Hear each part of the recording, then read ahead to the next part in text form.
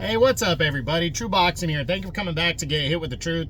So today we are doing the Espinoza versus Ramirez 2 is on, as Rafael Espinoza, the undefeated reigning WBO featherweight champion of the world at 126 pounds, is going to make a mandatory defense of his title in a rematch against the guy he took it from, the former champion, Robeisy Ramirez, as they had collided last December 2023, and Espinoza took a close decision win in a Fight of the Year candidate where they traded knockdowns. Very good fight last December, and now they're going to run it back here this December, a year later, as the co-feature to the Navarrete versus Valdez 2 fight that's taking place in the main event. Now, that's going to also take place on December 7th. Now, before we get into that, if you could smash the like button, leave a comment, or subscribe to the channel. I really do appreciate any and all support that I can get as I continue to build my channel here. So, this fight, I'm fucking pumped for this fight. This is a really, really great matchup. You know, it's funny because I said in the first fight that Ramirez should not overlook Espinoza because of Espinoza's size, plain and simple, and because he had a high work rate and a lot of knockouts, which, you know, can really punch through any kind of style. You know, look at Paul Williams, look at Sebastian Fundora.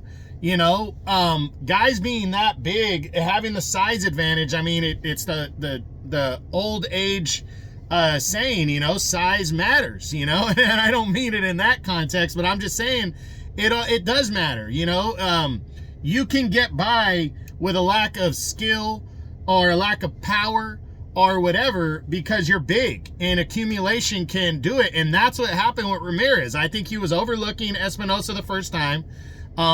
It was supposed to be kind of like, hey, this is your second defense.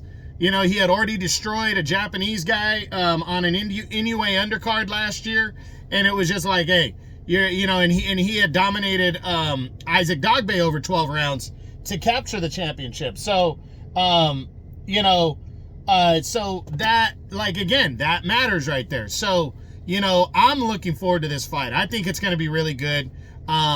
You know, and that, you know, they get to right their wrongs, but there's two things that come from this. Yes, I believe Ramirez was overlooking Espinoza, but I think Espinoza is a good fighter. You know, he came back against Sergio Sanchez and fucking dominated him, you know, dominated him to a 4th round TKO.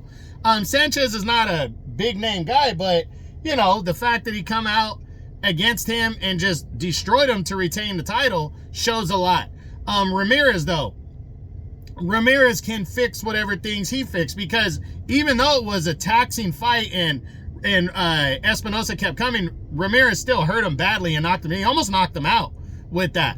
And Ramirez, being the better boxer, having exceptional timing and that kind of power that when he lands one of those perfectly timed shots, he can lay your ass out. It's going to be interesting to see how he adjusts, because he also bounced back and scored an impressive knockout victory.